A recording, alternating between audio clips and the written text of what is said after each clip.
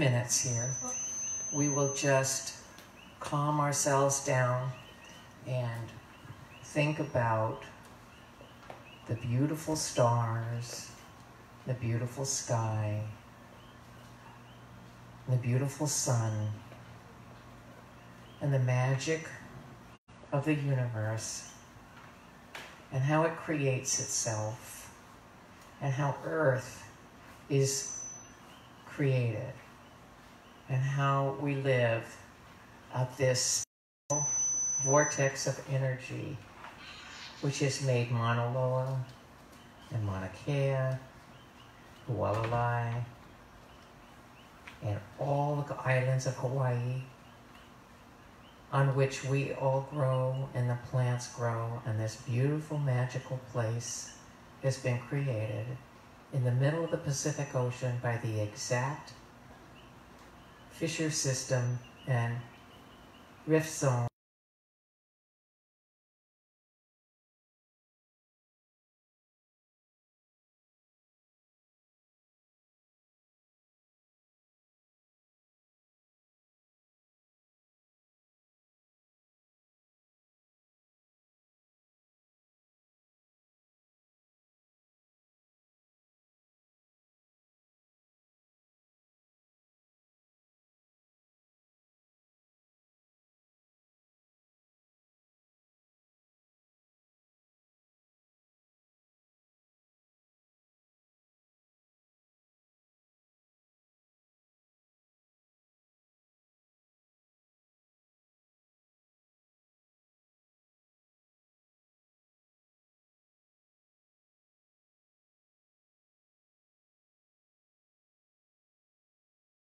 we face the realities and not denial of everything that's happening and all the attention that is going to be focusing for quite some time on our homes. And we ask for the grace and the wisdom and the knowledge, the love and the caring, and the strength to deal with this situation as a community and together. Amen.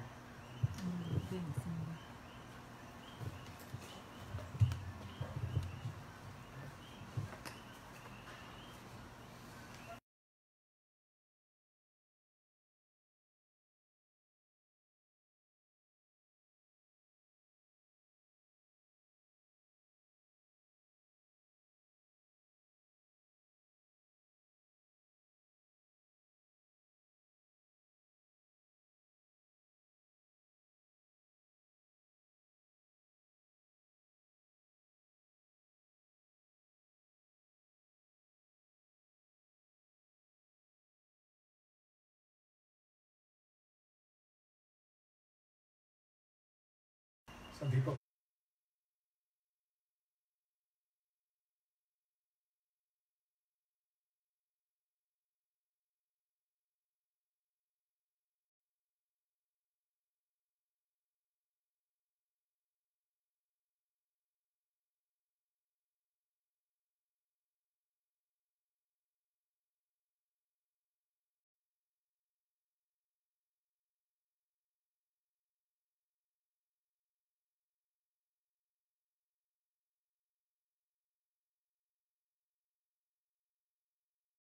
probably watching from the comforts of their home.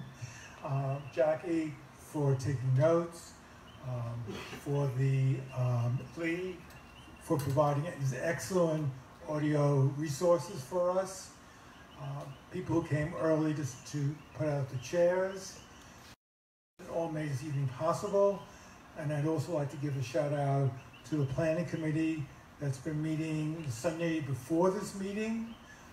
Last Sunday at my house, Steve was there, Steve Sparks, Mark Edwards, Michael Steele, Andy Andrews, and Ann was there, and Nikki was there, and Clegg was there, right?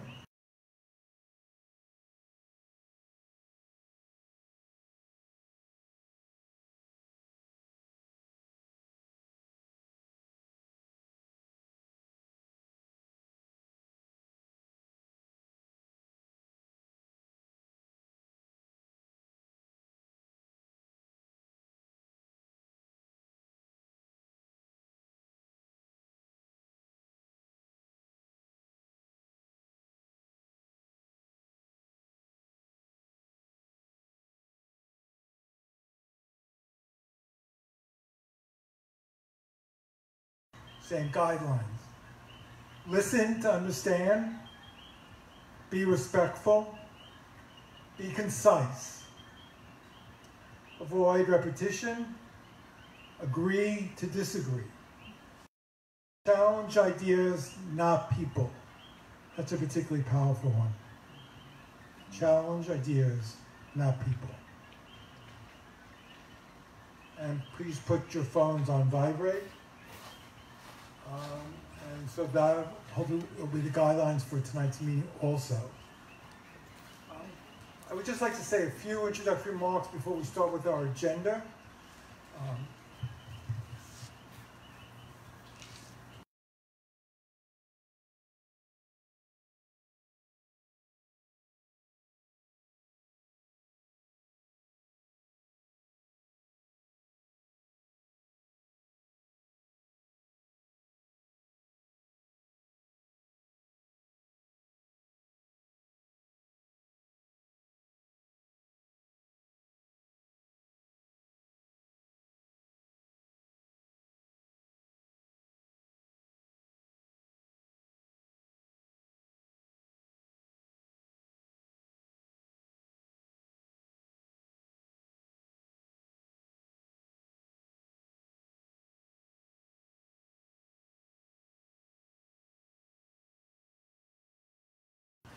Well, I believe my definition of that new normal is somewhat different than his.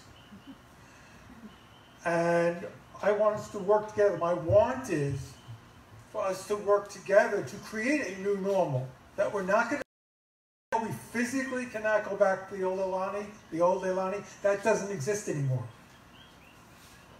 Okay? And we will do our appropriate grieving over that loss. And I hope at some time, when the lava stops flowing, we can do some kind of grief ceremony at the Leilani Community Center, some big collective event to mark that passage.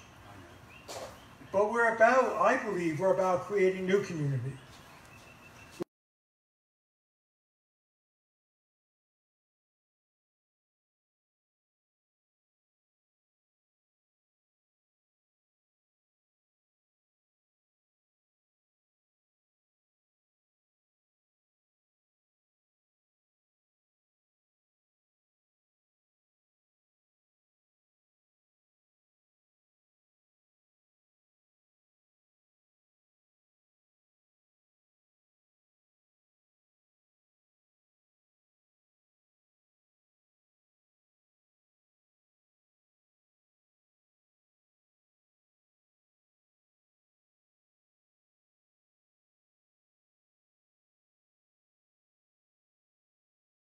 To a new position of grandeur,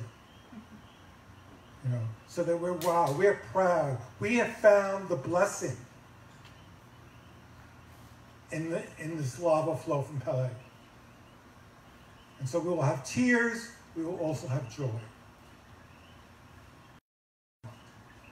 Okay, we have a pretty full agenda, and Andy was going to start off just giving us an update about the transparency letter. Is everyone here okay? Oh, just a few guidelines before we begin. Please sign in if you haven't signed in already. There's 3 sign-in sheets. You can just take one of them. If your name is not on that list, add it to the bottom and fill out the appropriate contact information.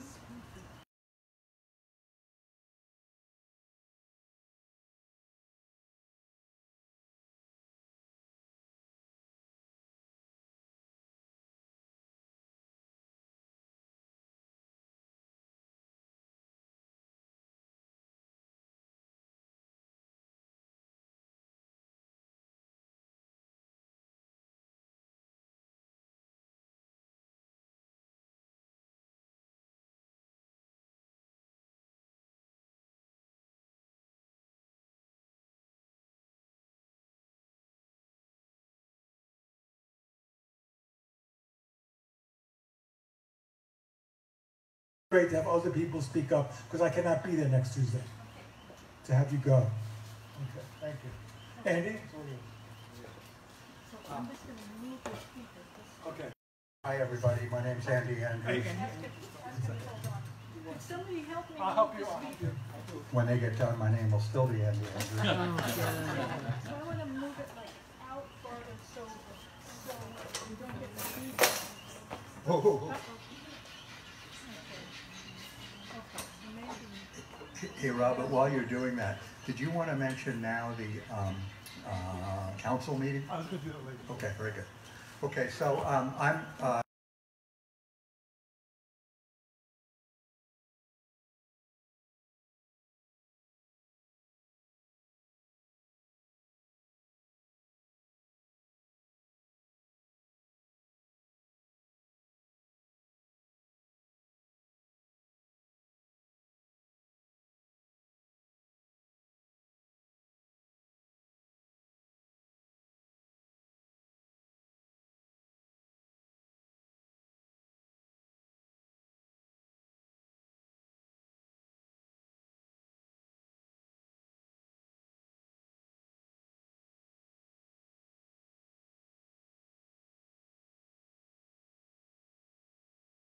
on next door who might want to know about it.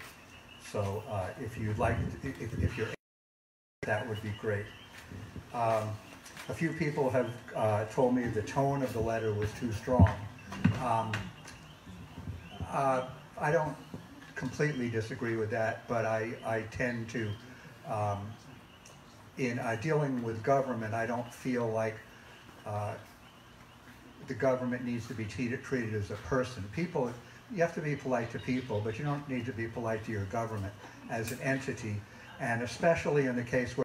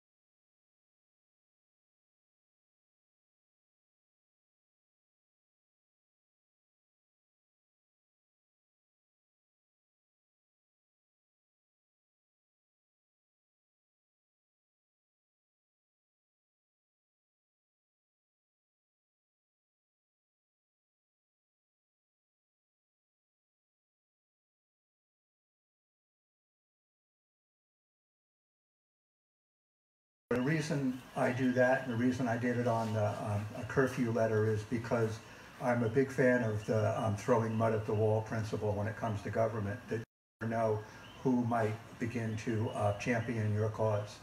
So I reach out to lots of people.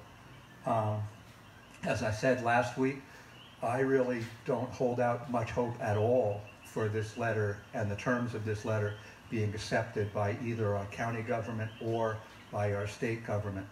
But what we did not do in this letter is we did not ask for any specific changes. We didn't ask for them to reopen part of the community. We didn't ask for them to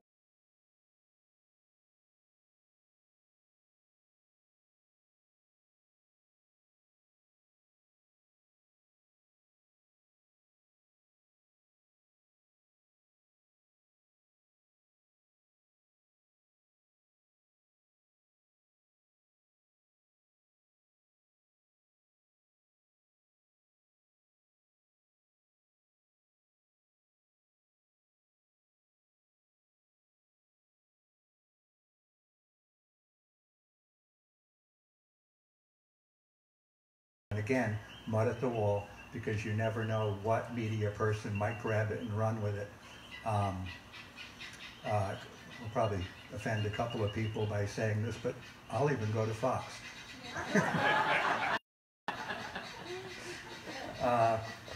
So anyway, I have copies of the letter.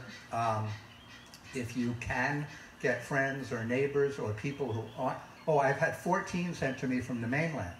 By people in the mainland who either emailed or physically took a photograph of it, or one couple mailed it in the U.S. mail. So if you know people who are Leilani residents but aren't currently either on island or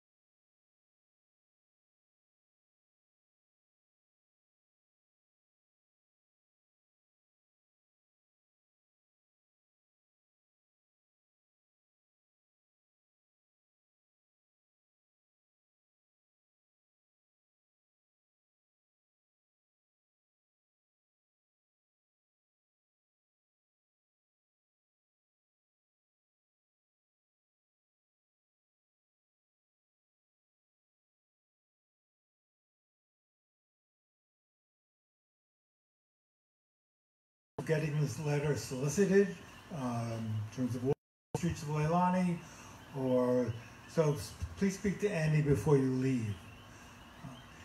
Next, Nikki was going to talk about the work on getting some free consultation from Robert Thomas.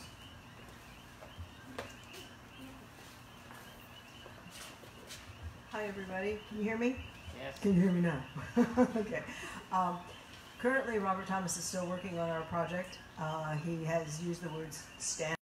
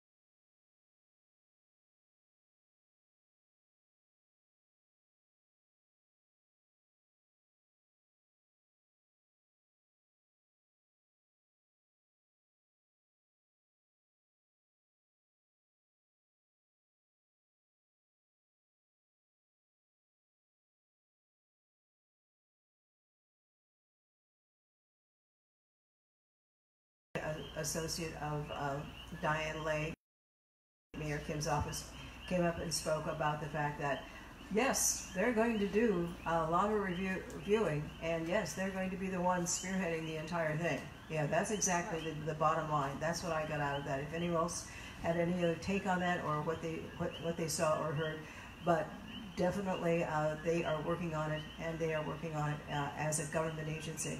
And so what could that mean to our land and what would have happening to us? I have no idea, but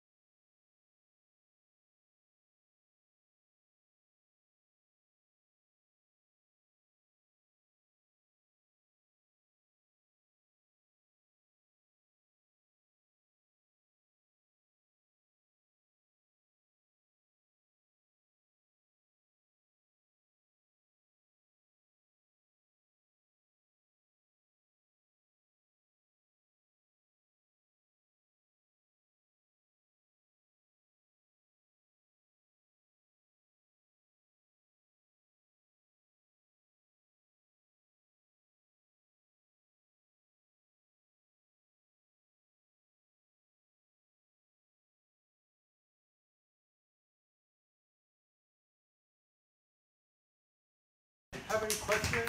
Yeah. yes. You have a mic. There we go, look at this. Wow, how cool. I was not at the Tuesday night meeting, but I understand at the Tuesday night meeting that Talmadge actually said that the placards that we now own only permit us to go from the checkpoint to our homes and nowhere else. That's correct. That is absolutely correct. Yeah, so, yes. Which, without going into my feeling about it and all of our feeling, did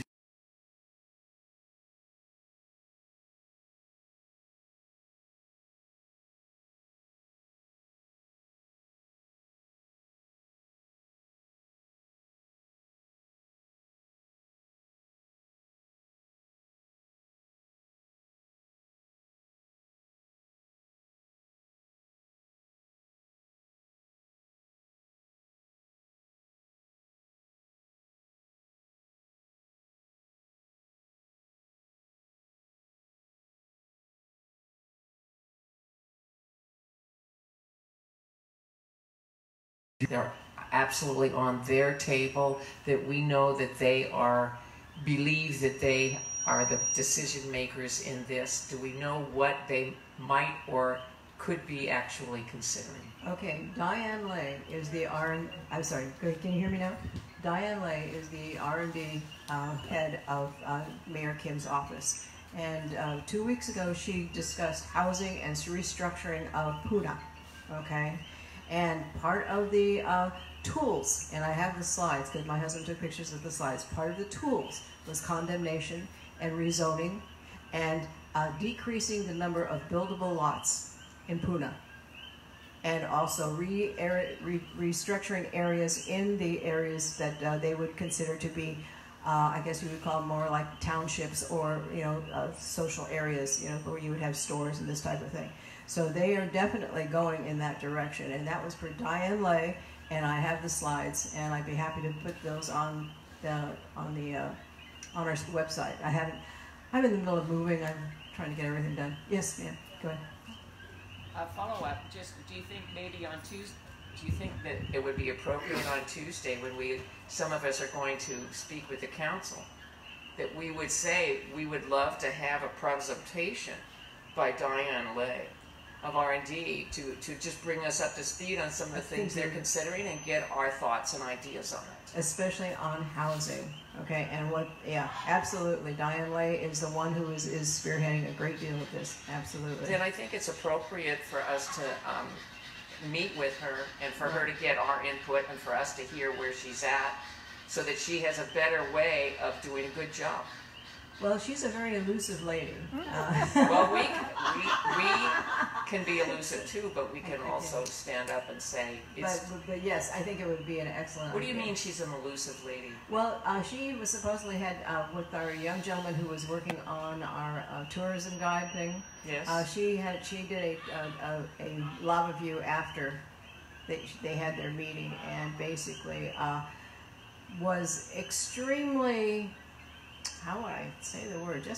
She just did a lot of doublespeak. As far as, oh, well, we're thinking of this and we're doing that and we're not talking about this. And it was very interesting because it was a lot of fluff with no substance, is what was coming out of her mouth. Okay. All right. Okay. Did anybody take notes on what she said, or was it not official? Well, it would have been official on Tuesday night, but I wasn't prepared to do anything like that. That did not happen, as far as I know. We might want to do that, have someone who is prepared at least to do a taping or something for us only, or something that is pertinent. I don't know, because Diane Lay and R&D are the housing people. Those are the housing people. Okay, just one last one, and then I'll be quiet. So then, I'm sorry I wasn't there Tuesday night, so what I'm hearing you say is that she has a lot of brainstorm ideas of tools she might use, but we have heard nothing specific on their thinking about Leilani Estates. They are on Puna. They're dealing with peanut, but not specifically with Leilani. That's correct. Thank you. That's correct. Andy, you had a question, or No, I was just saying that the very goal of the letter. Is exactly that transparency. Diane Lay would not be permitted to have a meeting talking about Leilani that we were not invited to. Yeah, exactly. That's very pertinent. Or anybody else. Or anybody else. Very, very pertinent. Any other questions, Mark? Yeah, a little clarification on the placards again. I mean, I'm only allowed to go to my house. Like I usually drive down Malama Street to see how the cracks are. You're not supposed to do that. So they could. Well, this is something you're going to have to really take up with Talmadge because he kind of again backs up and does some visiting friends. You can have visitors, but exactly where they may be and exactly they've done something like 96 tickets to people who have done this. And it seems, from what I can gather, and again, this is only just from information that I've heard from various individuals, is that it depends on the officer who happens to be there, whether or not you're going to get a ticket, whether or not you're going to let your friends and you're going to let just stroll by. It's going to really depend on the personality and the compassion of whoever happens to be there. Patty? I have a personal issue with being told that I can only go home. Yeah, they're not gonna. That's ridiculous. I've been talking with Civil Defense on this matter. Yeah. And I did a couple weeks ago make a phone call and put a report in. Is this off topic? At this point, it's not appropriate. It's not that I disagree with you. I agree with you heartily. But at this point of our agenda, we're going to hear the reports and any questions germane to retaining this lawyer coming for free consultation. You could talk about that afterwards when we open the floor up for comments. Thank you. But yeah, we all agree with that one. No problem there. Okay, thank you very much. Thank you. Thank you.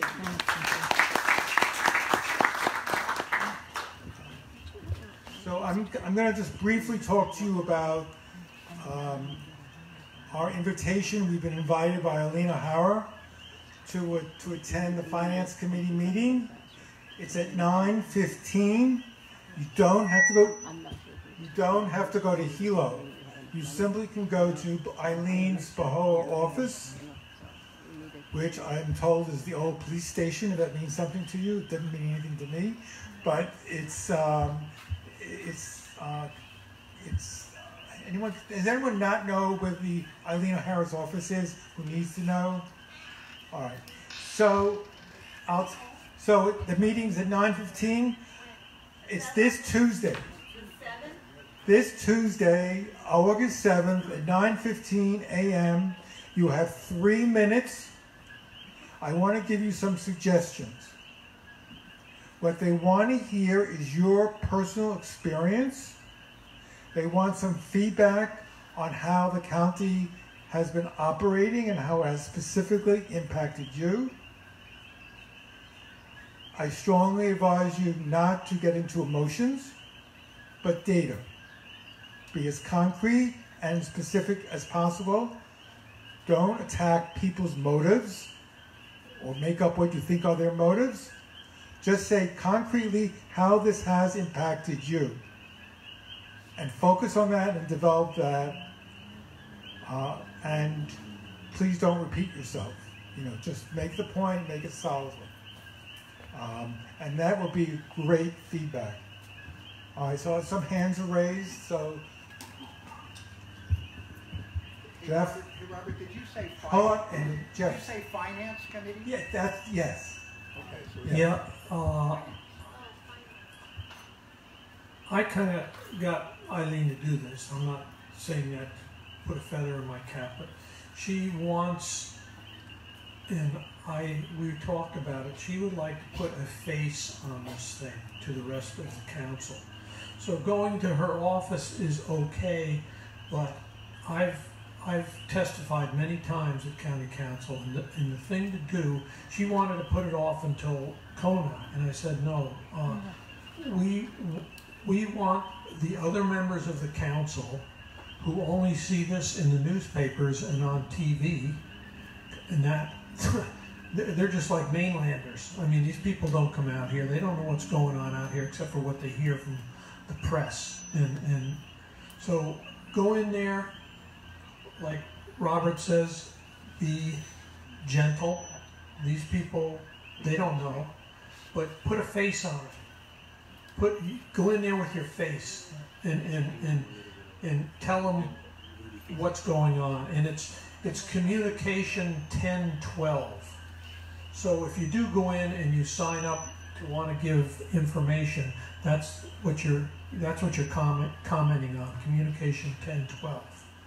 And that's what Eileen says. Let's put a face on it for Puna. Let's show these people that, there's real people out here. Okay. I would second what Jeff said. If you can go to Hilo, that's preferable. But if you cannot go to Hilo, go to Eileen's office in Bahoa to give testimony. Would you post the time and place of that? Yes, I've done that already. My hearing's a little better. I may Fine, miss no you saying problem. that. I will post it again. Okay. I think I would like to be there. Yeah. Right. Hold on 1 second. Wait for the microphone. I just wanted to know what is the difference between the going to Pahoa or Hilo. Is it exactly the same time? Yes. Oh, so if I chose to go to Hilo, I would Be Just there go- before 9:15. Get in before 9:15 and ask for what? I mean, what You- building, what room? For the council room in the county building. Which location would get you the most face time? You only can have 3 minutes. But I know, but I'm saying. And you will have more of an impact if you actually physically went to testify in Hilo. But I'm saying is which place will you be directly communicating with the council? Hilo. In other words, The council will be in Hilo, and they have monitors, audio monitors around the county, and some of the testimony is done through video, and some is done in person. So Hilo would be the place to be. Yes. If you wanted to speak to Yes. the council. But Okay. Next person has a question or a comment. Andy? Yeah, I'm confused. Is this, when you say this is a finance committee, is this specific to finances, or is it a general council meeting? So it is not a general council meeting. Jeffrey, you speak to that, please. Yes. It was the only way Eileen could get this set up, and she got it set up with the head of the council, whatever her name is. I forget her name. But Vivian Poindexter. yeah, Poindexter. And the only way to get a breach, what they call it, so that it would fit into this week's agenda was to get it in the finance committee. So we don't have to talk about finances, but it should be. That's my question. You know, you don't have to, and it's a teleconference in here at Pahoa. I'm sorry, I should have been. You're talking directly to them, but you're on TV when you're talking to them, and it's, you know, facially is better from my experience of doing it many times. Okay, anyone else has a question? I was just going to say one other thing. 3 minutes is a really short time if you start to become emotional or redundant. I know Robert already stressed this, but I've testified at a lot of these things. Write down what you have to say and rehearse it and see if it fits in 3 minutes, because if a bunch of us start to go over 3 minutes, they will cut people off cold. I can't second that comment enough. I received some comment from someone who's done this work in other fields and said that it's very important of the clarity, the lack of emotionality, and the clearness of your speech. So practice it. This is 3 minutes, and so this is your Olympic performance. Next person has a question. There, Peter. Pete.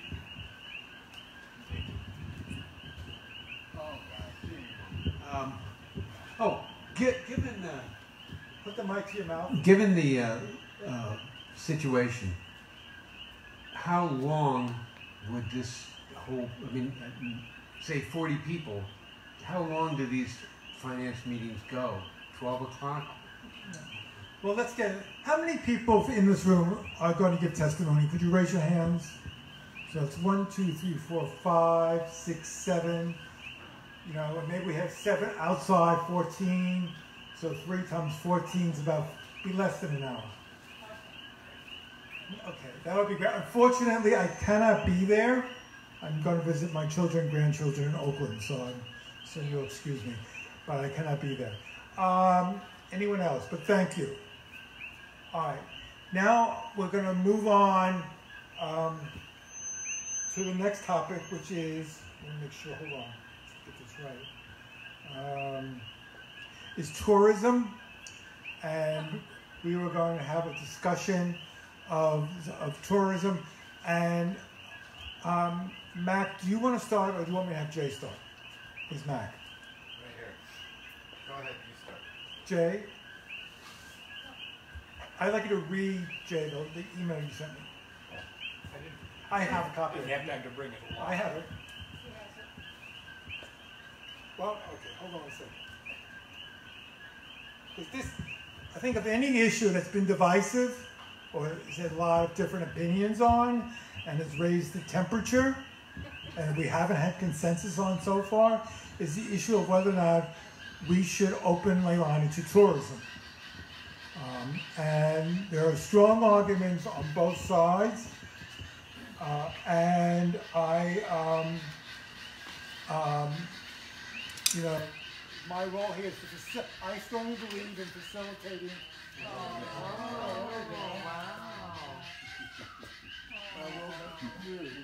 I think that's suspicious. There.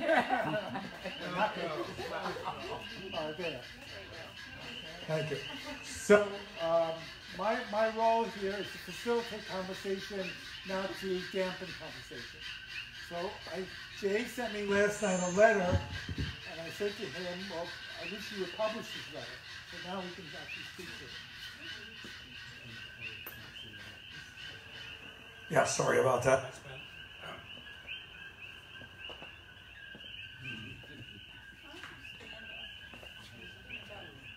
It died all of a sudden. Hello. There's a whole electrical system.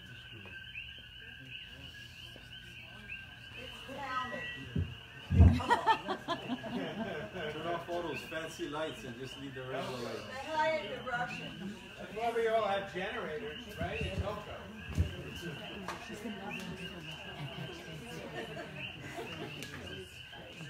Wow.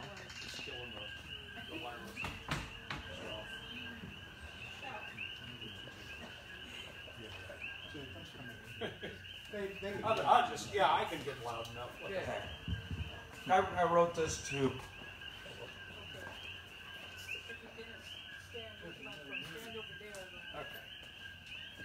I can use this one. Yeah. I wrote this to Robert a couple of evenings ago. We've had some discussion as far as Comes and goes. Board of Directors of LCA go, and I wanted to put it out there where it really stands legally as far as LCA's position. My letter went, first and very bluntly, I want to let you know that there can't be and won't be tour groups in Leilani Estates. Section 2, which of course is LCA. That's the entire story, start to finish. Currently, Leilani Avenue is county property, assuming the following. County would grant a permit for tours within the voluntary evacuation zone. Tour transportation could turn vehicles around within the 60-foot Leilani Avenue right-of-way. No LCA property and no LCA owner's property would be used for this activity. The county would permit blocking an existing access point to the mandatory evacuation zone. Then a tour operation might be possible in the Leilani Estates. However, this is probably a moot point based on our attendance, because a number of us went to Tuesday night's meeting. It doesn't sound like the county, in my mind, would even consider it.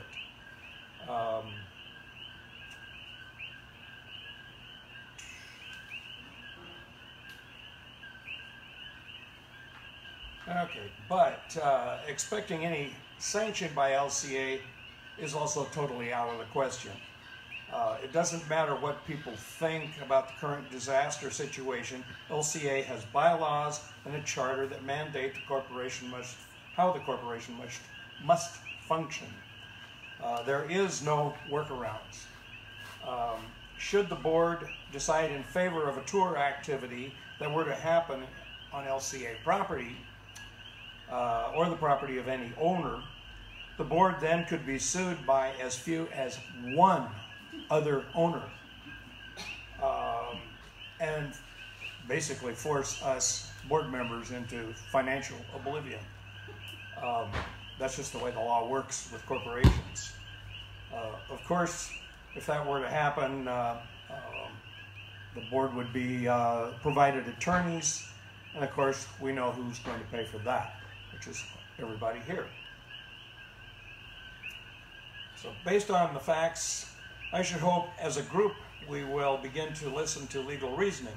The fact that the county is amicable to permitting a tour group for lava viewing does not mean they will automatically allow tours in Leilani Estates.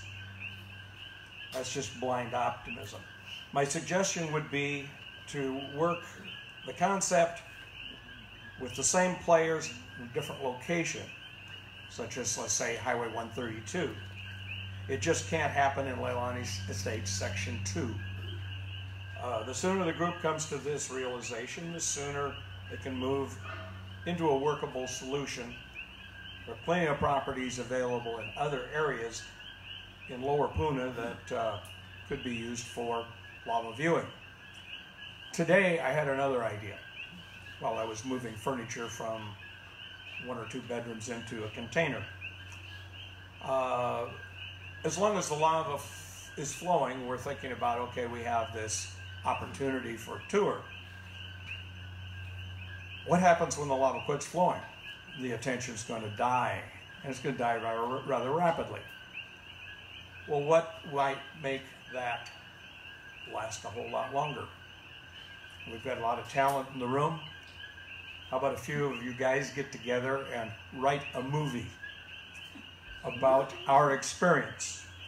And I'll guarantee you that with time, when that comes out, people will come for years to come to see what happened in Leilani. End of my story for the day.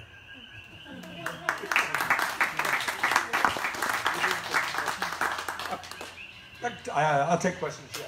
So, one at a time, and you need to have a microphone in order to speak. It's the talking stick. Yeah, Mac Edwards, resident of Leilani.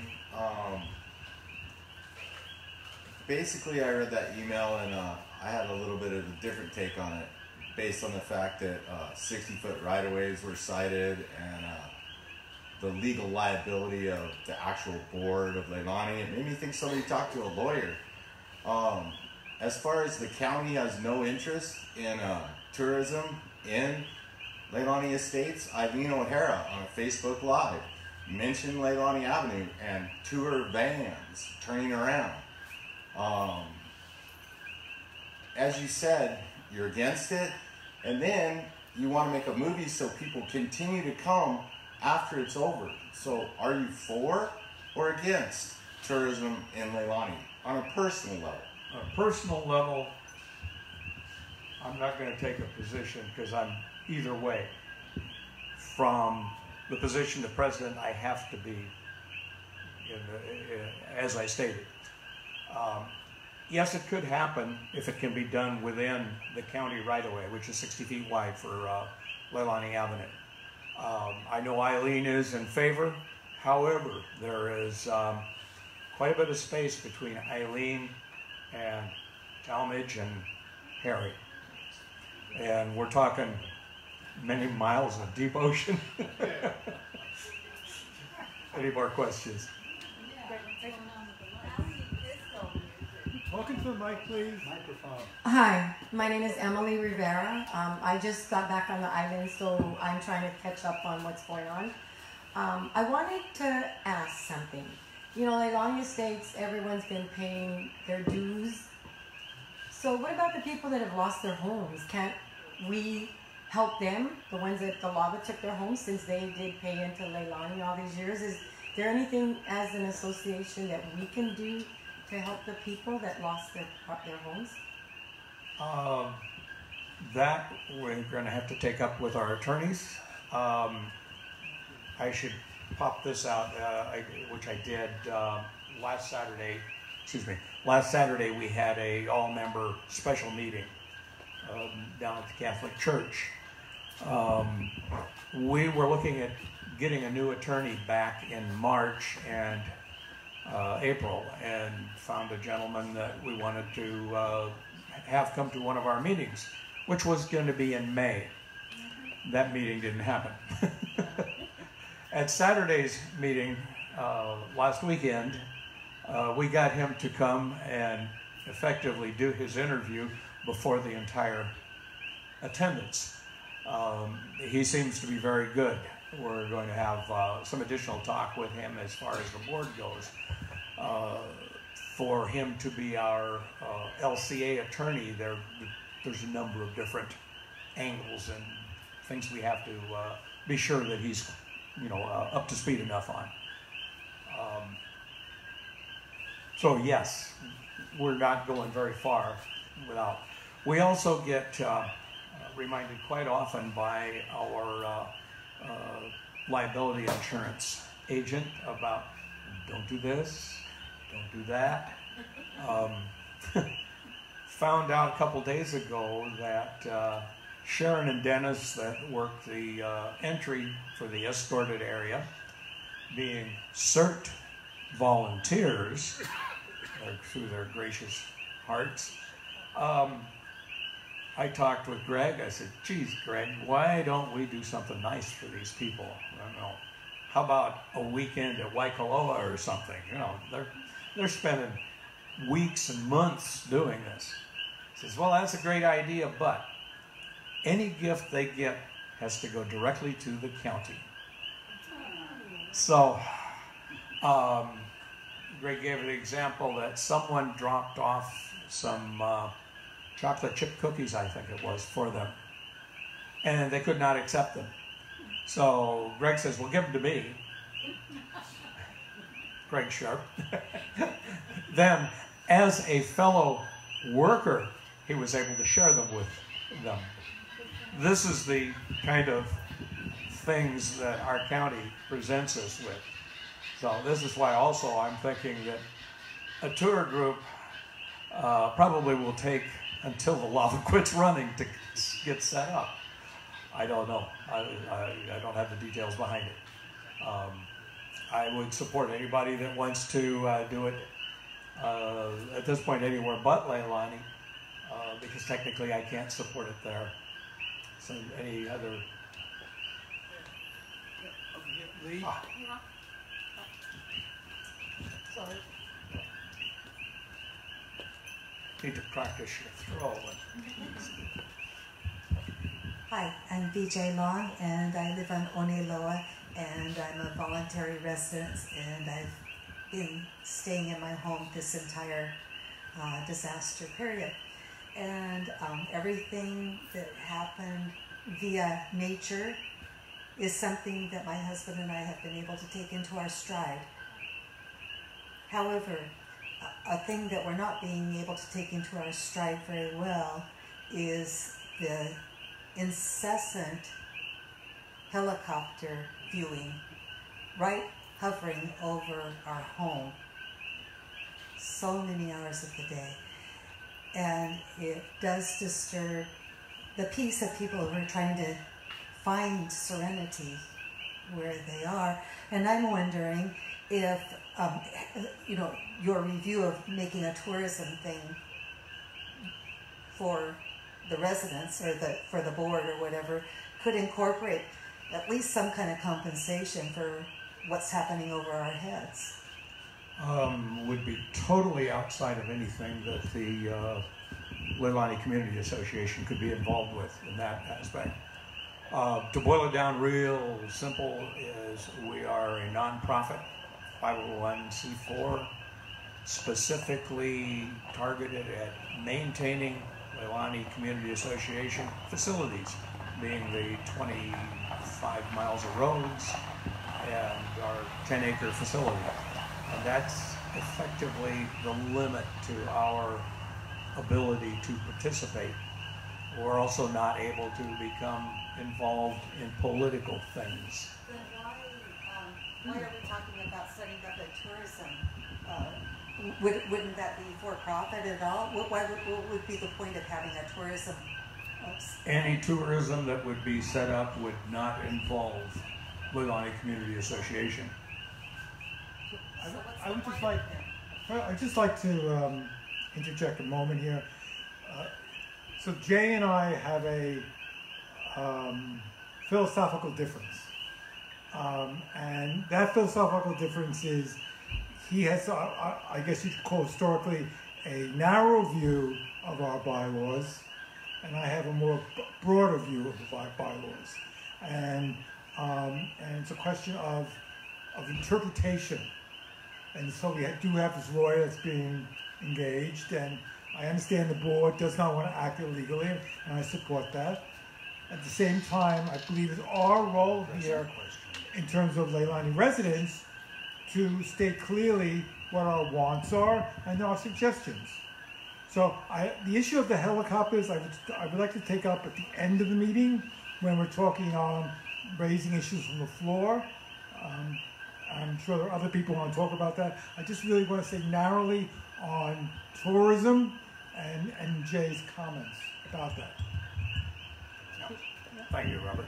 I might say that also one of the differences being as I'm one of 7 board members, and as we attempt to push the boundaries of what our bylaws and our incorporation permits, we put our own personal lives at risk. I don't know about any of you, but I'm not willing to sacrifice the house that we have in Leilani and the one we're buying in Ainaloa, as well as everything else we have, on a long shot about tourism. So that's just, when you get the board's opinion about what the board can or can't do, a lot of it is going to be very conservative, and it has to be, because we cannot afford to take the risk personally. I would like to say one thing. As far as your question about the helicopters, the sightseeing helicopters like that, way back when, in one of the earliest civil defense meetings in Pahoa, our illustrious Talmadge was asked about that, and he told them at that point in time, you will have to talk to the FAA. It is under their jurisdiction. That's the only way you'll ever get anything with that, is by talking to them.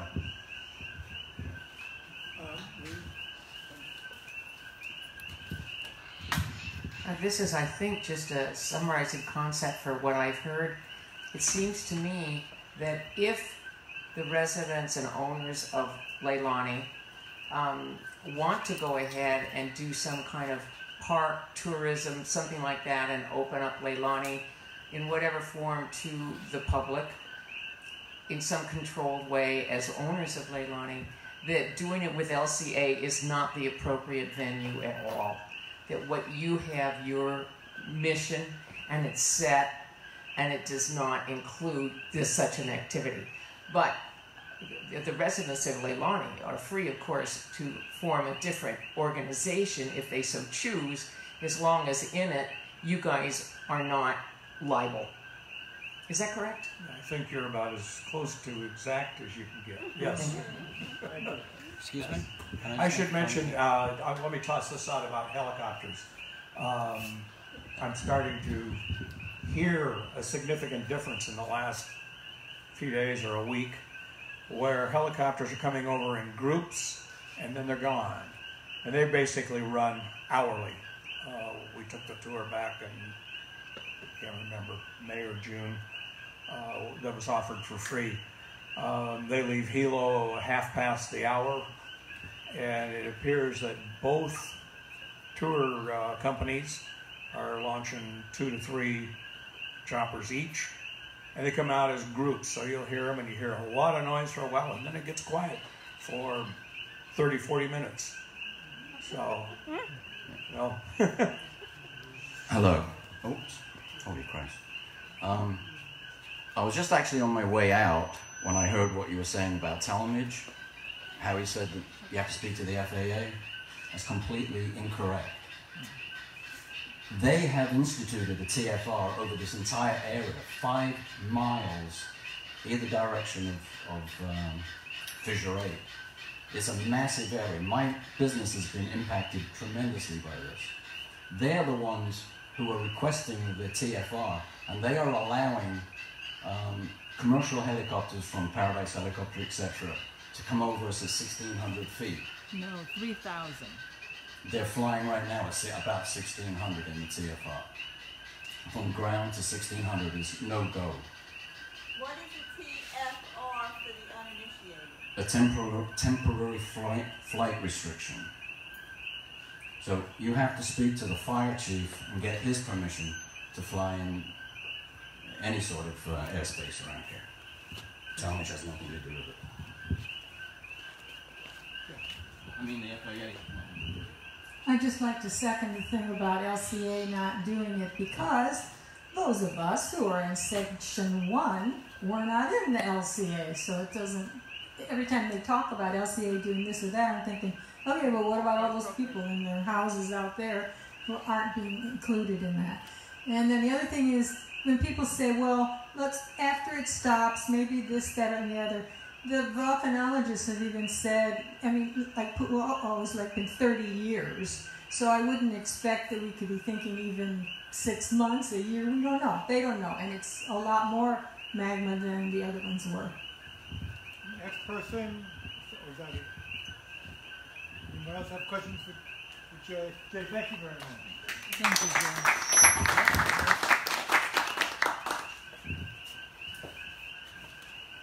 So Mac has really, not almost single-handedly, been working on developing this idea, or exploring this idea of tourism. Been working with other people. Mike has one, but he wants to have a conversation with you about this. Hi, Mac Edwards, resident of Leilani. Yeah, I got involved in this. My sister asked me to go talk to Mike Hale. I went and talked to him. He had this idea that we could maybe have some tour companies respectfully come into our neighborhood, view the lava, leave some tax dollars behind, some tourist dollars behind, some money. Stop in Pahoa, help our small little town, the surrounding community. We've heard from the LCA board. Obviously, they don't control Zone 1, just 2. We can't do anything on our own roads because the LCA has control of the roads. In your email, you mentioned that the county has control of Leilani Avenue. We've heard rumors. We've heard little hints of a plan. People are thinking about it on the government level. I even heard at one meeting that they were thinking about hiring a consultant, an outside consultant to come in and help them manage how to charge the tour companies. You know, I heard you mention tonight that when this is over, is there some way we can bring people into Leilani? The only thing in my heart when I got involved in this was that maybe there'd be a little bit that we'd get back out of this. People are going to want to come and see it. People fly over Leilani. They fly over all of Puna, HPP, to go see the lava, and somebody's putting that money in their pockets. Leilani isn't and won't be the same. But maybe, you know, a little sunshine, a little hope. I mean, I heard it said earlier by somebody that was against tourism, oh, I'd only get $10 a month. Not anywhere in that statement did I hear, hey, maybe a small business in Pahoa will survive because the tourists stopped and paid some money. At this point, I'm not sure. We'll see where it goes. Legally, as residents of Leilani, even if we were behind this 100%, we might not be able to. Our own government, rather than being government for the people, by the people, might say, no, it's government for government. Where did our tax dollars go? So I'd like to have a little discussion about what our plans are as a community when they do say, hey, we're going to take the barricades down. You can't go home. Your placard will let you only go from the barricade to your house, but we'll let the tour buses go right down Leilani Avenue. I don't know. We have a lot of questions, a lot of concerns. The idea, it was a solid one and still is, but it would take us getting together and being for it. So if you have any questions or comments, please feel free. Talk amongst yourselves. I'm going to sit back down because I'm a resident just like you. That's great. Thank you. I have only one thing to say on that, and that's if it's safe enough to set a tourist in there, it's safe enough to let me go home.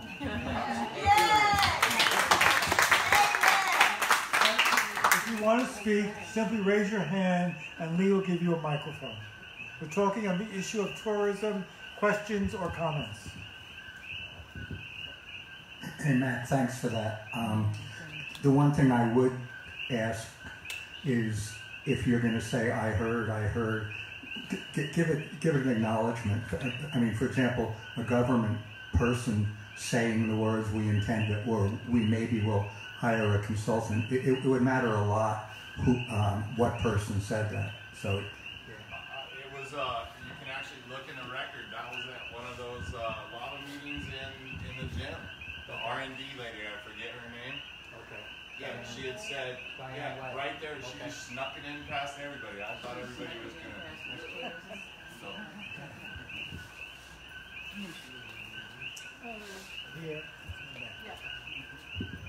I'll try and be quick. When I think about, and I hear, oh, it's going to go on for years and years and years, and oh, it's going to stop in 2 months, my head spins, because what does that mean? Because that's my home, and just like all of you, it's not only my home, it's my whole financial reality and all that stuff. And there's sometimes when I have a really wonderful vision, and I think that Per was the one who started this in my head, of all of Leilani becoming, in case the lava keeps flowing, and it's so beautiful. That river is so beautiful. And of course people want to see it. People want to come from all over the world to see that. I want to go see it, and I live right down the street from it. What I envision is that Leilani is owned by us, it's our homes, and people from all over the world come, and that there is a place for the volcanologists to study Fissure 8 as to their heart's content, and a little museum, and places where people can come hear our stories, and maybe even a little footpaths here and there, and that the world can safely come and visit, but that we still own our homes, and it's a wonderful community that everybody wishes they could live in. That's my vision.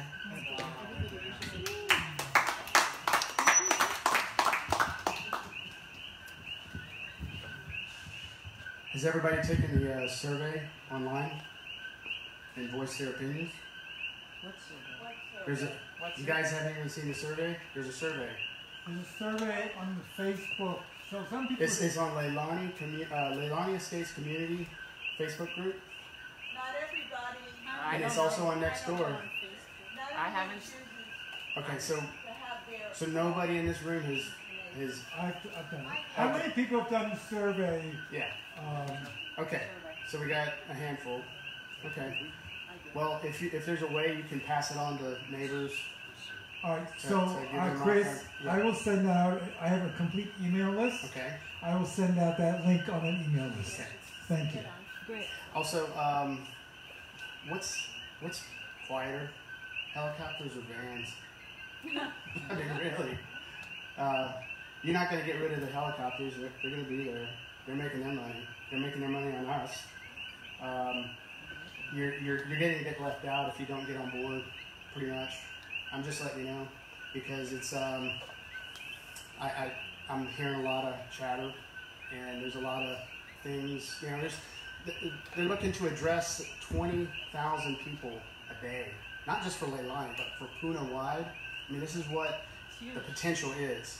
Okay, so if you want to leave Leilani residents out of that pot, you know, you can say no all you want, but I'm just saying that it would be best if we could all kind of get on the same page. At least we could have something. If the LCA doesn't have to have anything to do with it, that's fine.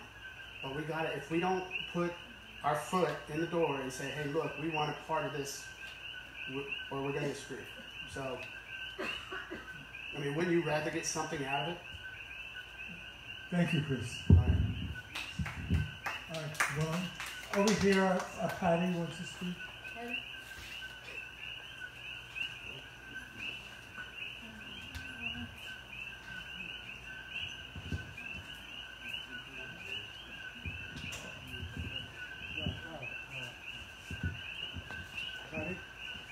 Thank you. So we're getting many weeks into this disaster, and things are starting to take a predictable. The system is stabilized such that we're able to see where the hazards might be. Leilani Estates is uphill. Nobody knows where a rift or a new fissure could open up along the rift, but it's all supposition. Really, along the rift zone, the risks are kind of homogeneous, yet Leilani Estates has this preferential treatment. We get Pelly's hair, we get SO2, we get a lot of things that other places get. Other places are getting, like Black Sands, for instance, gets the Pelly's hair. Seaview is getting a lot of SO2. But are these places getting their liberties infringed on? Are they being told they can't go home without going straight home? So, Patty, again, could you speak to the issue we're discussing tourism? We'll discuss well, the okay, issues. the overarching concern here is that tourism is just one.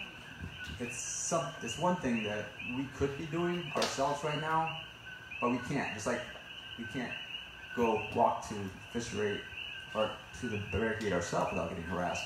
The presumption is that Leilani is this dangerous, horrible place that is, and that's like unlivable and uninhabitable and all these things. We have to gate it off, and we all have to be scared and go straight home.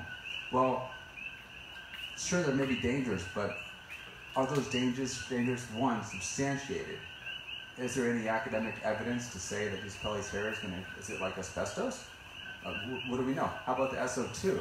How much are we actually breathing? Are these concerns real for our health? Are they myths?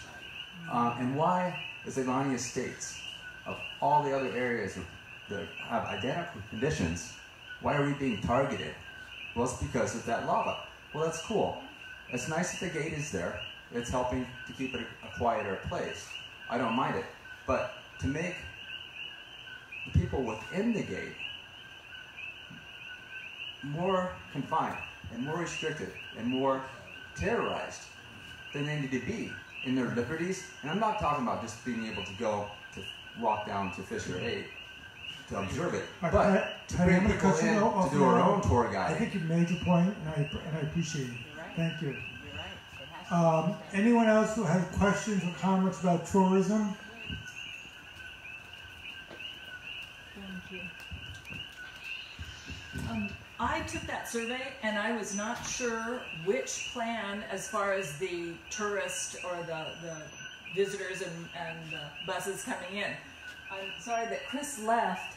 He has a proposal out, or the committee has a proposal out. I mean, we've got a bunch of different proposals, so I went on a general plan of what I felt to be for Leilani, but there are all kinds of different plans out there. So, I'm wondering if we just, bullet shoot it, shotgun it and just go for lots of different ones. I mean, some elements for some were good, others were bad. For me, in my mind, what I still am on the borderline of is culturally. I've been told by the Hawaiian community that we are not being respectful to take people down to Fisher 8. I had one woman tell me, who's a kumu, she said, Pelly's cleaning house. And she says, I don't know about you, but I don't want to be watched when I'm cleaning my house. There are cultural things that I think, to look at. So that was just my point. But it's interesting, and I really appreciate all of the unfolding of all the discussions and stuff. The sad part is our Leilani is never going to be the way it was. And we are looking at not just tourists, but when those roadblocks go down, people coming in that shouldn't be. There already are people going in there that shouldn't be. I mean, my house, I hope it has not been touched, but I have a pretty good chance that it is. So. Thanks, Ann. Andy? I'm actually commenting on what Chris said, and I'm sorry he left. Once again, to say things like they are planning on 20,000 people, for us to hear that has to have attribution. I don't know whether that happened at a drunken party or if it happened at a city council meeting, and those two facts are really important. So I think one of the things as a community and as a group that we need to completely stay away from is trying to frighten each other into any position whatsoever. If you can't give attribution to something that you've heard, then it simply becomes hearsay and essentially becomes meaningless. So I think we owe it to each other to speak only from a position of factuality and as Robert said, respect. The second thing I wanted to say was I personally feel that the tourism issue, which I know is important to some people, holds a very tertiary position to the other two things, which is us being involved in our government and us having the correct legal representation. So I think that while the tourism, as several people have said, may happen with us or without us, I think that us devoting a great deal of time to it is a little bit off the point from my point of view. What I care about is that I can stay in my home. Mine's still standing. I know some of yours aren't. That I can stay in my home and that the government is going to treat me respectfully and correctly. Okay, thank you. Anyone else? I would just like to add my own opinion about this, which is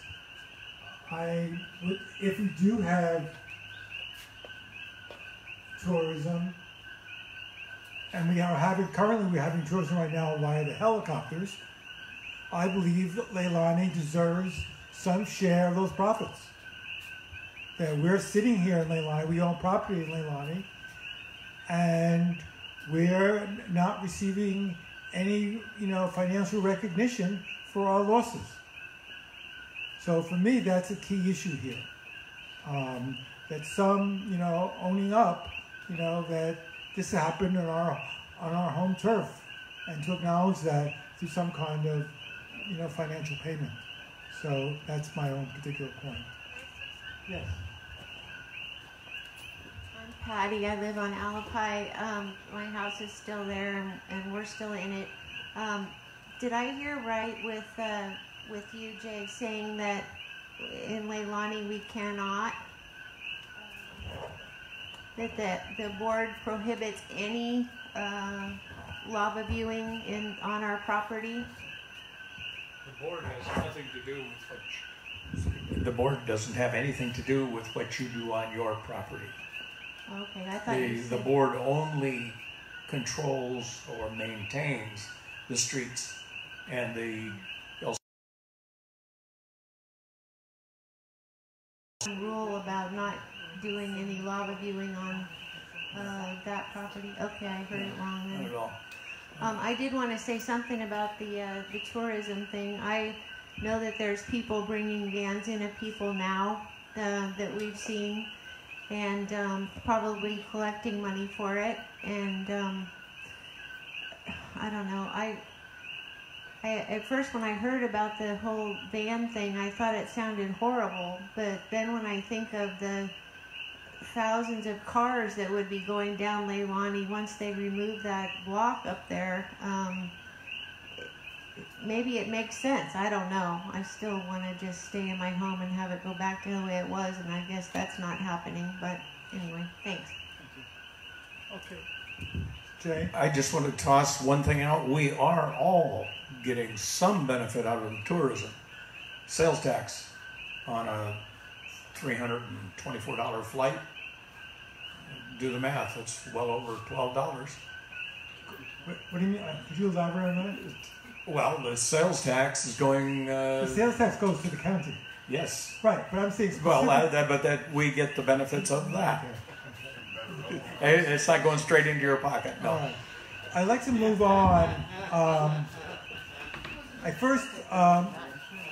There is a petition that I put out for us to be able to reclaim our use of the Leilani Community Center.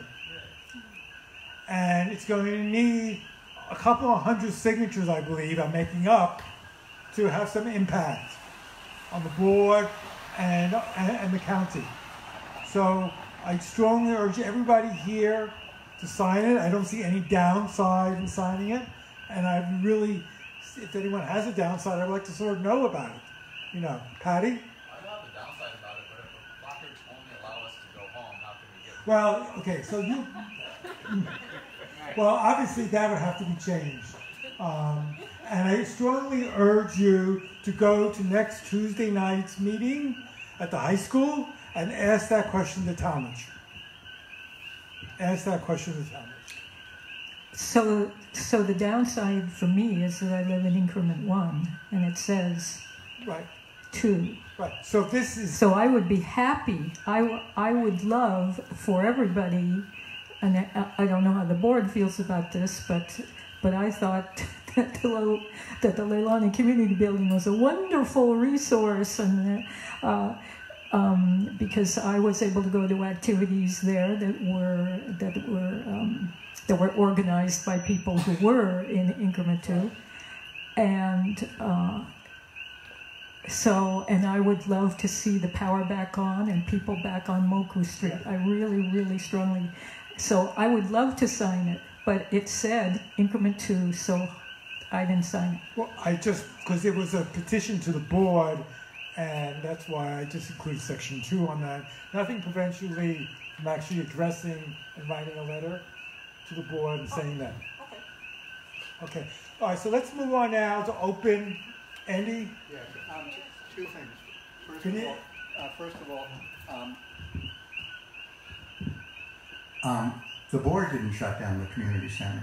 No. And so to petition the board to reopen the community center is, I think, barking up the wrong tree.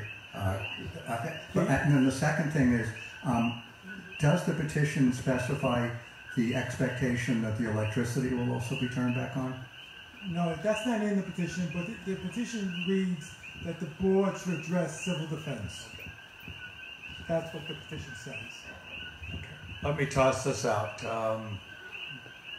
Late last week, I met at Eileen's office with both Russell and Joy and Mike McCartney from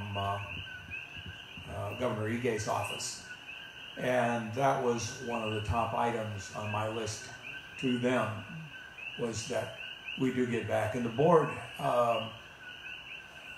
has a certain amount of influence in the context that, yeah, we're trying to get it there, but to petition us to do it, petition us to talk to civil defense is not the appropriate attack on things, because when we go knock on civil defense's door, we get the same response as anyone else in this room. Go away. Another thing I might toss out real quick. Harry Kim is hell-bent on leaving office with no fatalities, no serious injuries in this eruption event. And therefore he's got the chokehold on it and intends to keep it that way unless his boss, sort of, Ige, comes down on him. I would liken this to the highway department saying, we want to have 0 fatalities. So how are we going to do that? Well, here's one way. Let's make the speed limit 0. So if nobody can drive, we don't have any fatalities. This is exactly what your county is doing.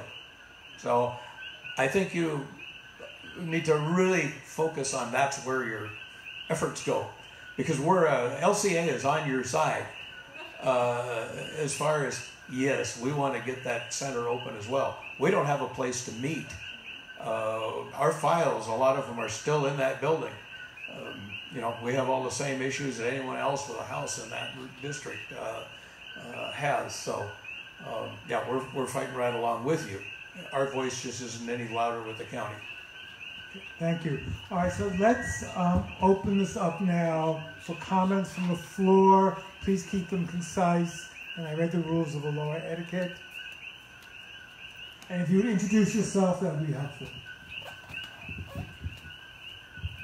Aloha, I'm Charles, also known as Mr. C from Nextdoor.com, lead moderator there. One thing I want to bring up is we've been meeting here, which is great. And as Jay stated, that the sales tax revenue from the tour coppers, how does it benefit us?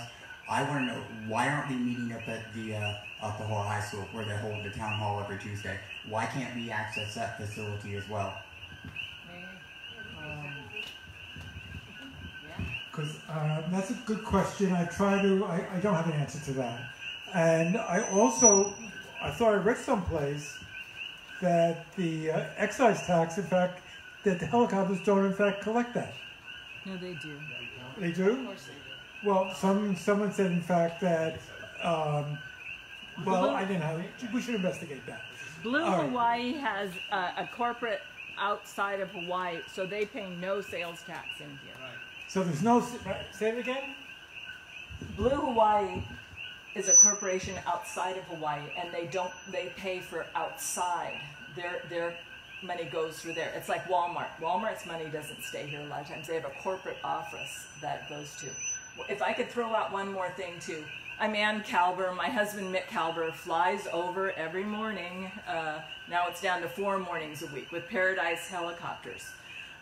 There is a 3,000 foot limit with the TRI that they cannot go. So they're really high. A lot of times they can't see certain areas because of the clouds and stuff like that. The planes that fly low are the county and the USGS in the morning. They do their low flights over. Also, Paradise Helicopters is giving a percentage of their sales to the hub.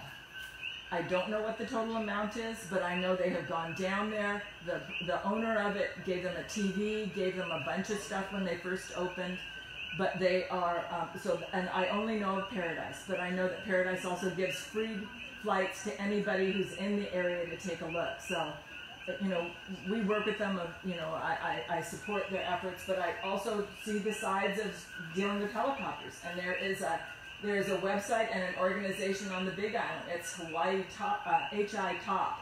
And they've got a website that you can go through and you can file your claims and you can speak your mind as far as putting a voice to how you feel about the helicopters. Okay, Andy, hold on, wait for the microphone. There was a meeting announced, I saw it today, of the Hawaii Helicopters Association. It's going to take place, I believe it's August 14th. I could be wrong on this, so don't mark your calendars. From 2 to 4 in the afternoon, where they'll be taking public testimony about the tourism helicopters. I posted it on the Leilani community Facebook site. I'll get it to Charles for the Nextdoor site, but it seems to me it would be another event that we could show up en masse for and talk about it. I understand that the helicopters are a business and trying to make money, but it's one of the main reasons that I moved to Puna was the wonderful quiet that we had, and we've swung completely in the opposite direction. So it seems to me that somewhere between what we had and what we have lies a better solution. Thank you. Next person. Bo, please. I just have a small thing to say. We are being told that if we go to testify, we have 3 minutes and we should give the facts. It's like just the facts, man, and not get emotional. And I know you're having Sunday grief group meetings, and I just want to say that the people in the government should know that the stress, anxiety, fear, and unhappiness that is being caused by their treatment of us and not allowing us to be in our homes and not having a freedom is also a thing. It is also a fact. Thank you. Bo, I just want to respond to that. It's not that I don't want you to say how it's impacted. I want you to tell them how it's impacted you. Okay. What's the impact it's been for you? But I was just saying it's not to be an attack on them. That was my main point. Anybody else?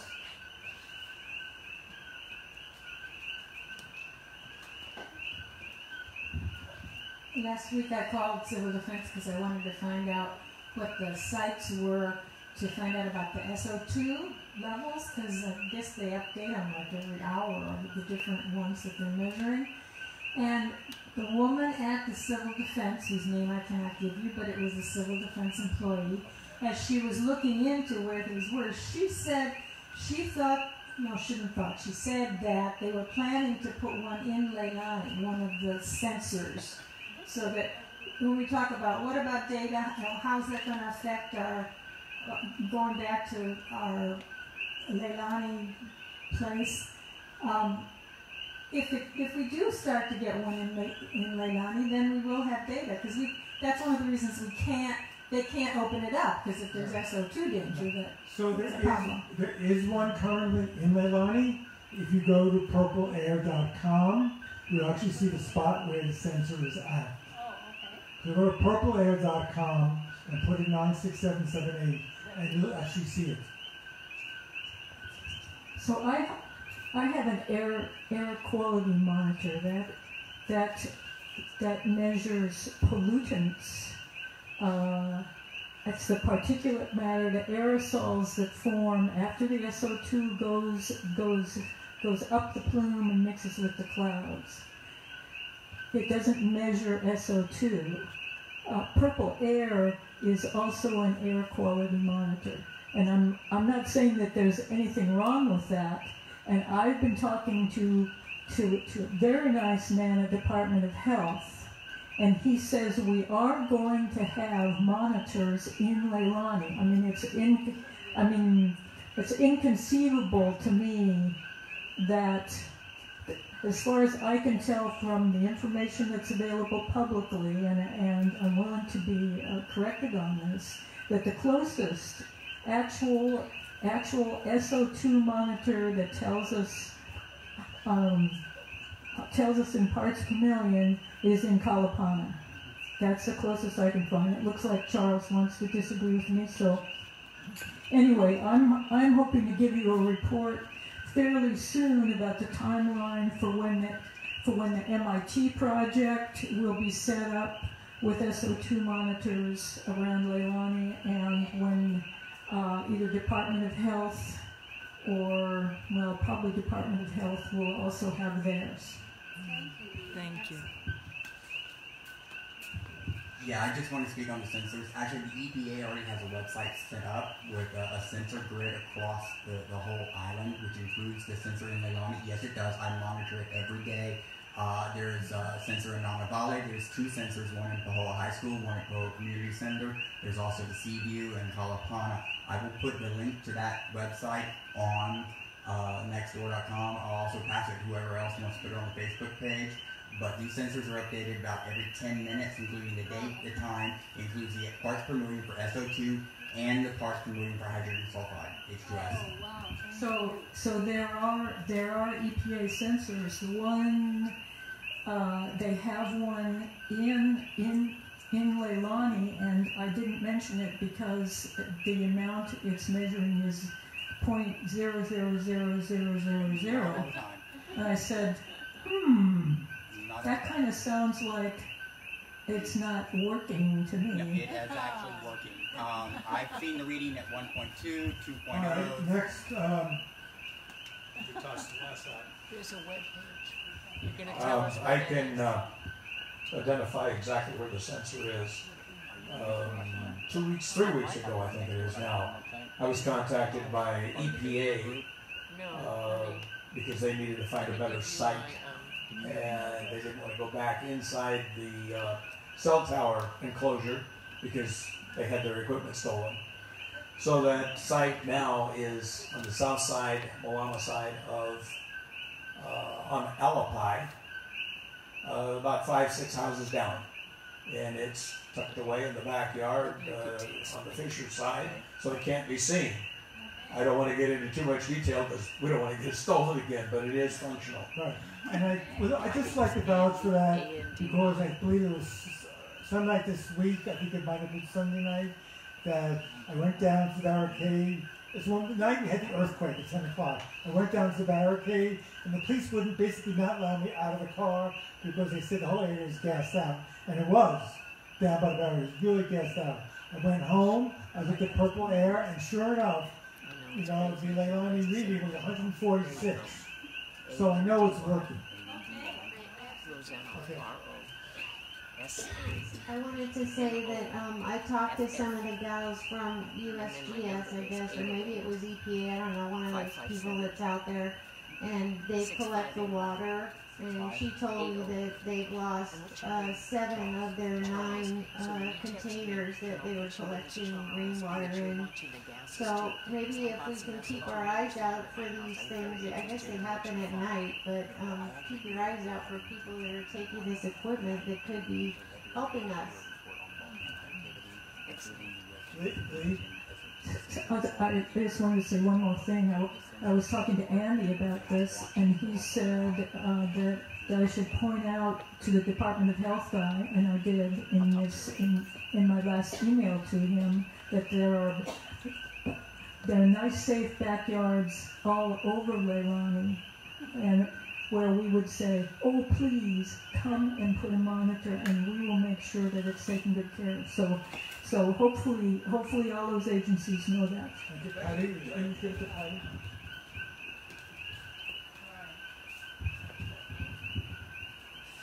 This may touch on the topic of just being able to come and go from our homes, but it's more to do with the general topic of whether Leilani Estates is as dangerous as it's being made out to be. I've been talking with Civil Defense. I made a report about 2 or 3 weeks ago. I finally got a call back, and this was to ask whether police could accost me on being west of Pomokai. Because as far as I'm concerned, that's a safe area. And so I asked, what are all the reasons? And okay, looting. So looting, and then we discussed all the various factors of safety, police there, all these types of deterrence. To make a long story short about the being able to go back and forth between our house or to our work beyond that, he said that we'd have to, or I would have to take that up with the police. And I said, well, the police told me to go to civil defense. And I had a long conversation with somebody who called from the command post, and he wasn't the receptionist. He was somebody who wanted to talk about it. And I gave him my general assessment. That is that there's some type of a motive in mind that it's becoming more and more obvious, at least to me, that the county wants it to appear as a dangerous place. And I have tried to emphasize that the conditions that in the Leilani Estates are not much different than the surrounding residential areas. But we're getting this preferential treatment because of this cash cow in our backyards. I've mentioned this letter that we received. I think it was it June 21st letter that mentioned that they called Leilani Estates uninhabitable. I've asked them, why is this a working document? Is it ever being reviewed? The conditions have changed quite a bit. We don't have as much pellies hair falling down. We don't have large particulates coming down anymore. The SO2, it's barely being monitored. It's just something that was put out as fact. And I went as far as to say, well, if this USGS wouldn't just throw out their opinions, everything would have some type of a works cited, a bibliography, there'd be some real evidence. So nobody wants to breathe SO2, nobody wants to breathe belly's hair, but there are material safety data sheets for SO2, and people have work days and are able, with OSHA, and can breathe a lot of this stuff without being harmed, theoretically. And I believe that it comes down to there's a conflict of interest here. We've got our civil defense, which is a county operation, reporting to the mayor. It's county. And the mayor has a lot of pressure to bring in revenues. And civil defense, I don't think it's doing good a job as they possibly could if they were an independent agency, not under the pressure of the county. There needs to be an independent auditing agency brought into this equation to look at the actual dangers. And civil defense needs to refer to them. There needs to be kind of like a ISO 2001. There needs to be some type of fishbowl. Yeah, but just have it. Thank you. That's right, I agree. Thank you. And behind is one person there. Hi, Jane Peterson. I'm from Akai, a new resident, trying to be a new resident. My concern is, has there been any update on what they're doing with the placard cards about trying to find a place nearby to issue them so that we can have people come in and do things like work on catchment if we're trying to live here? And I mean, we're not drinking the water, but still we're starting to have a lot of other issues.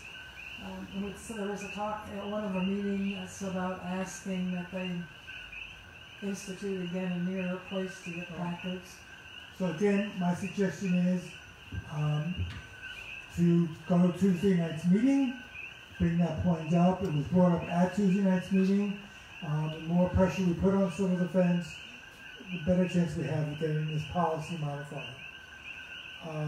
Someone else? Patty, are you going to say something you haven't said already? Yeah. Something totally new. Yes. Okay. It has to do with what I consider a fear mongering, and it was brought to my attention today that Leilani Estates lots are being sold for as little as $2,000. People are afraid. They're being told that their property values are zero. So I'll cop to Andy here. So where did you hear this? Where did you read this? That's a good question. I'll get back to you on that. Thank you.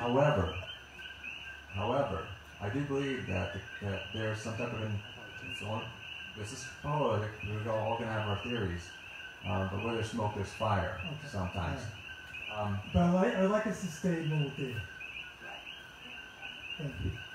All right. Anyone else who's not yet spoken, particularly someone who's not yet spoken, so we can hear your voice. Hi everyone, my name is Michelle Shuey, and I lived on Upper Kahikai for about 1.5 years until May 3rd. I'm a environmental science and geography professor at UH Europe, and I also study hazards. So my students thought it was incredibly funny that I had to evacuate from a hazard after we finished going over volcanoes in class.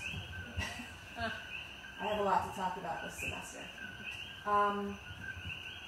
Having been someone that's actually a victim here instead of someone from the outside, which I'm almost always a person from the outside, trying to understand what's going on and how to help people and what's best for a community and how communities build the strength that you guys already have, is giving me a totally new view on everything. In fact, right here is Dr. Jennifer Haney. She's from Bloomsburg University of Pennsylvania, and her research student Claire.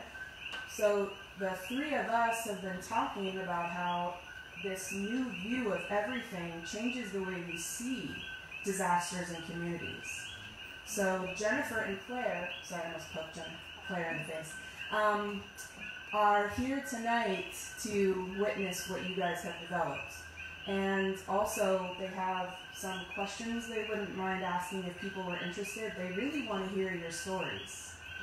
And then students of mine and myself will contact or will visit when we're ready to talk about what we've built here. What Leilani built previously and how lessons that you guys are learning now that can be placed on other communities so that it's got to be a grassroots thing. You know, I mean, this is one thing we're definitely learning from talking to people, going to the meetings, and me being part of the whole process and dealing with FEMA and Red Cross, and I had no idea what this was like. And I'm in shock that you look at the disaster research and no one's talking about any of that because they didn't know. We didn't know what questions to ask. So this has been difficult, right? But at the same time, an absolute blessing that I want to change things. And so does Jennifer and Claire. You go. So we're here to get the stories out and to help. You go. Can you come forward? Sure. Just me, or can I bring Oh, them? Okay. Your crew. Research team. You go. So again, I'm Michelle, and this is Dr. Jennifer Haynes. I'm Dr. Michelle Shuey's, yeah, no. But I can't save lives. I can just tell you something about a very small portion of the world. And then Jennifer and Claire. And so these two already have their questionnaires and questions prepared and ready if anyone's interested in giving them your story. And then I'm still developing with my students. And there's potentially something I want to develop later where we do sort of an anthropological video where people tell their stories and it goes into like a database so that things aren't forgotten. So that the stories of what happened at, Kapoho tide pools, the things that you remember, what you did with your kids, the things that happened at warm ponds, aren't forgotten. And so I want to try to build these things so that we learn from these things and not keep repeating. But like I said, the disaster research has let you down big time because we never really understood. I'm not sure they will when we talk about it, but I'm hoping that we can change that and make a difference.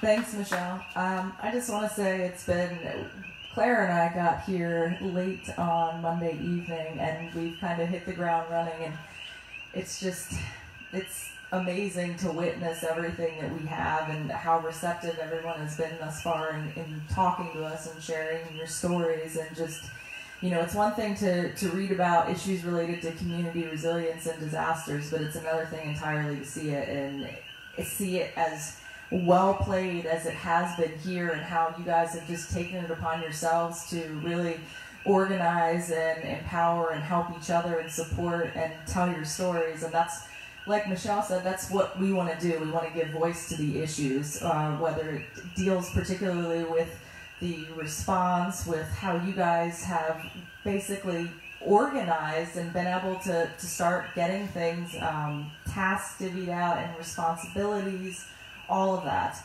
And initially, Claire and I were interested in looking at issues related to risk perception, attitudes, and evacuation behavior. And as soon as we got here, maybe for like the first hour of talking to people, we were like, no, this is not at all what we anticipated. And, that's kind of, you deal with that quickly when you're a hazards researcher. Things change pretty fast. But it's just community resilience all the way. And just listening to a lot of what you guys had already said, it just feels like we're on the same page, and we would like to do whatever we can to help get the story out. And I have my business cards too, so I'm not some yahoo that just walked in here off the street. I have a little bit of street cred, not a lot, but a little bit to bring to the table. And we also have support from the Natural Hazard Center based out of the University of Colorado Boulder. They actually provide funds for disaster researchers to go to areas that have been affected by hazards, and they basically allow us to come and collect perishable data, and this is exactly what it is. It's the stories and being able to get the voices out there. And interestingly enough, most of the research that they funded have nothing to do with volcanic hazards. So again, it's one of the very understudied portions of these kinds of things. Okay, so thank you.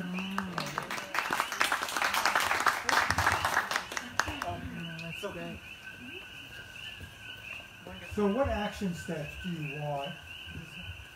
What action steps in terms of getting data or getting in it? You want people to come to you right now? We actually have our survey on paper with us, and we have it online. So whatever is convenient for people. I have my email available. We can sign up for the link that you had mentioned before with everyone's email address. Yeah, so if you would give me the link. Sure.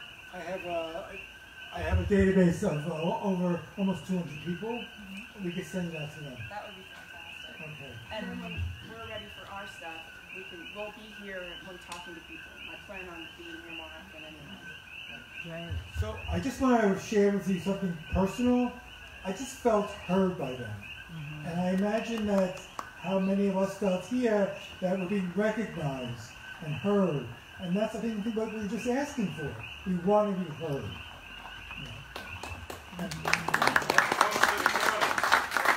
I just want to add one more thing too. For the survey, when the questionnaire was devised, it was when the eruptions first started. And as you guys have all known, everything changes pretty quickly. So what I would ask that you keep in mind as you're going through the questions, modify, change them, just write whatever you would like to kind of get your experience out there. That's exactly what we want.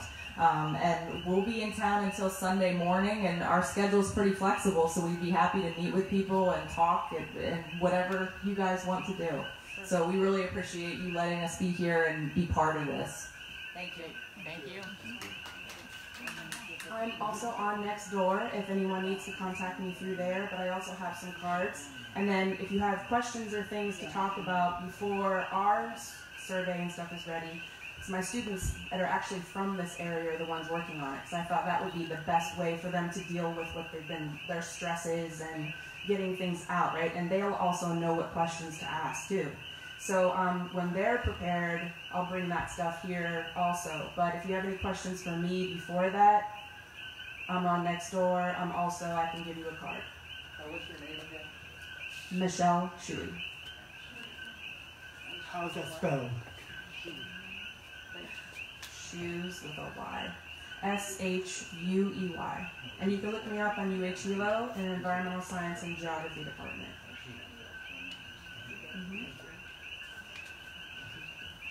So, if there's no more comments, I think we'll call us adjourn. Again, please, if you have not signed, Andy, something important? Could I suggest an agenda item for a future meeting? Yes. Okay. I would like to have an agenda item of a discussion as to what and when is going to happen when the blockades go down at the top of Leilani Avenue. I think several people have said the cars will begin pouring down Leilani Avenue. I think we should have a plan in place. Thank you, very good, thank you. Anyone else? I have one thing. There are bags of rice. Excuse me. There are bags of rice that are free. If anyone would like some jasmine rice, I brought. So if anybody would like some, there are bags on the way out. Thank you. So again, just to remind you, if you haven't signed in, please do so. And if you're sitting in one of these canvas chairs, if you could just take them outside that door there, it would just help us tremendously. And the plastic chairs go back behind the rear door. Thank you. Thank you very much. We'll see you next week. If anybody wants to